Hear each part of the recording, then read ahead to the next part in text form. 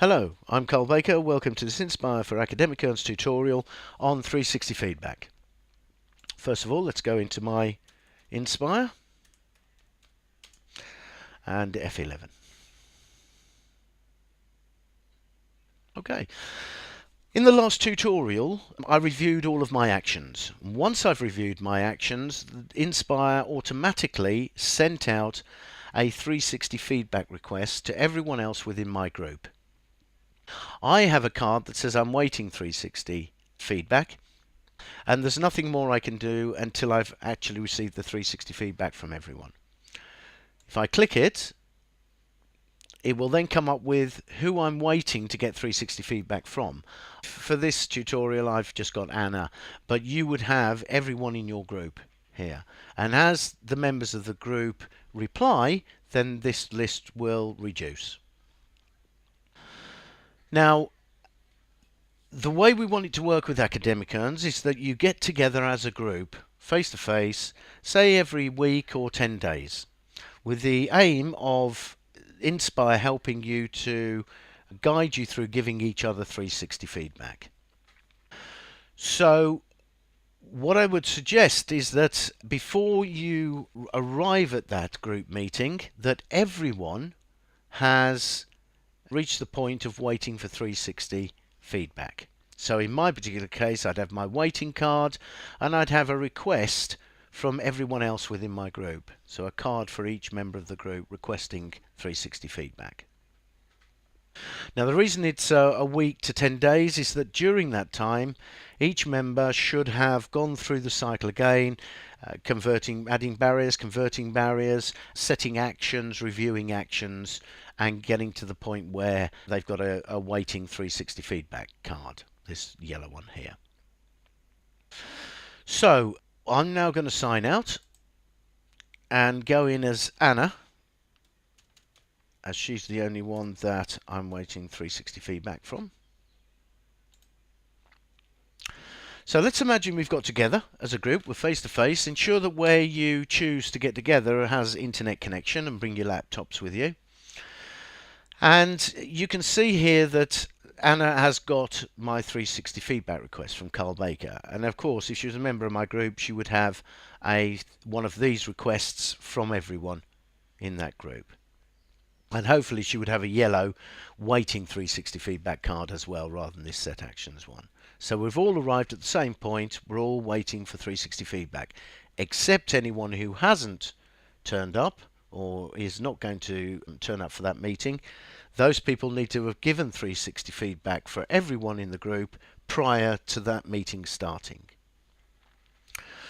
So let's imagine we've sat down and we've decided as a group to go through each individual one at a time, and that I'm the first individual in the group to be reviewed. So everybody would, except myself clearly, would open the 360 feedback request for Carl Baker. Now what you have here is a tick box approach to giving 360 feedback, and that's deliberate because this isn't the standard type of 360 feedback that you may have experienced before. It's not about judging you, it's not about making comment on me or pointing out my weaknesses and so on. This is about the challenge and how well I'm working towards this challenge. Okay, and it's on a tick box approach because that avoids actual comment on me as an individual. So, and it makes it quicker and straightforward to use. So there are two sections on here. There's organizational benefits and existing barriers. Well, we're going to look at existing barriers at the moment. And the way I suggest the meeting goes is that I talk through each of my existing barriers, and then I can be asked some questions regarding it, and then every other member in the group would then assess my barrier. So the question is, in relation to achieving this barrier, which of these options would you choose for each barrier? So there's significant improvement, some improvement, little or no improvement. Now it's entirely up to each individual. Anna's not going to tell me what she chooses. She's just going to put down and tick what she thinks after I've said about my barrier, and maybe I've been asked some questions about it. This column down here, the I am unable to comment, is really used when somebody isn't going to turn up to the meeting, but still needs to give everybody 360 feedback before that meeting starts, ideally. So if someone isn't going to turn up, they're obviously not going to hear what I say about my existing barriers and be able to ask questions and so on. So they would tick, I am unable to comment, and simply send that reply back. And that would be for everybody in the group. So if you're not going to turn up, please give 360 feedback before the group meeting for everyone, and just use the I am unable to comment. Okay, so I'm in this group meeting and I talk about I need to identify all ways of finding a job. Now, if you remember, this was creating a list. I didn't really do anything on this. I didn't carry through the action on it at all. I found I didn't enjoy lists. I found I was stressing about it, trying to do it. It was always on my mind, but I just didn't do it at all. So I might be asked some questions back on that from the group, but then every member in the group will assess this barrier for me without telling me what it is. And Anna decides, well, clearly there's little or no improvement. Next one, I need to be excited in finding a job. Now, I talked about my holiday plan that I would take 6 months after getting the job, and that I feel very, very motivated about that. So everybody asks me questions and then gives me some feedback by deciding which of these to tick, and Anna decides, well, actually there's some improvement on that. The next one, I need to find where the closest jobs are. Well, I could only work on 3 actions, on 3 barriers, and this barrier I just didn't work on at all. So in that particular case, there are no questions to ask, nothing that I could say about my learning. So the group decide to tick the I am unable to comment. And finally, I need to create a good CV. This was terrific. I now know what a good CV should be. So although I haven't actually created a good CV, I've moved a step towards that. And therefore, I feel I've moved forward. And so Anna decides that there's significant improvement working towards that. Someone else in the group may have said some improvement because it's not actually creating the CV. So it's totally down to each individual. So that's all 4 of them done. And finally, we then talk about the organisation benefits. And this is in relation to this challenge. Choose what effect you have noticed on these benefits. Now, you can't notice any effect. This will be changed after the trial, but it's basically, again, asking me about my 2 benefits, that they shouldn't really be called organisation benefits either. That would be changed. Look at them as personal benefits. I will learn to sell me. I will be more confident. And so again, how do I feel I'm going? Well, learning to sell me, I've definitely improved because I now know what I need to put into a CV, for instance, what to make a good CV.